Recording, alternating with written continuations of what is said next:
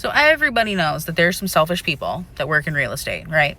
But boy, do I have a story for you. So one of my clients gets his offer accepted on his house, and we're about a week away from closing, like at the finish line. We're so close to closing, and he loses his job. And for those of you that don't know, when you're buying a house, they will do an initial employment verification, like when they first start your loan.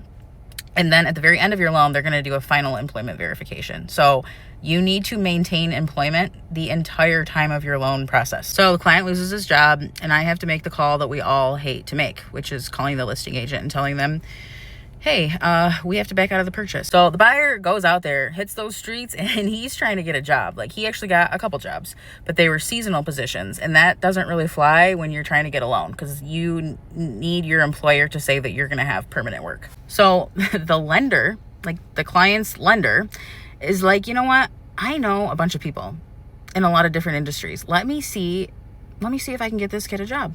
So she gets him a job. Like, she literally gets him a job, a permanent job. Like, that is some above and beyond work right there. And I know what you're thinking. You're probably thinking like, oh, yeah, of course she got him a job so that she can close the loan and make money. No, she's actually not making hardly any money off this loan. So the client was getting down payment assistance, and I'm going to teach you something else now too. So when a client gets down payment assistance, the lender doesn't make a whole lot of money off those loans because they can only charge so many fees for them, right? So a lot of lenders just won't even do the down payment assistance because of that, because it's just not enough money for the amount of work that it takes to do the loan. So, and I asked her, I'm like, so how much money are you making off of this loan where you got this guy a job? And she's like, well, after I pay my assistant, probably about $300.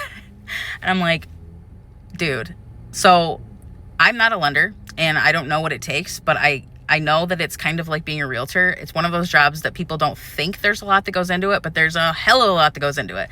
So I think it's pretty safe to say she probably didn't even make minimum wage with that loan, and she got him a freaking job. And that's not to say that she will always be able to get someone a job, because when you're getting a loan, when you lose your job in the middle of a loan, you kind of need to be working in the same industry. Your new job needs to be kind of in the same industry. So I'm sure that won't always work out, but the fact that she was willing to do that for somebody, even though she's not making hardly any money off of them, really just speaks volumes of her character. And one thing I always say is, in this industry, like, the universe brings you your people. Like, the people that you click with, they have the same morals and ethics, and they care about people, you know? Like, that's the type of people I want to work with. And that's why I do recommend her to a lot of my clients, because, like, she's truly just a good person who cares.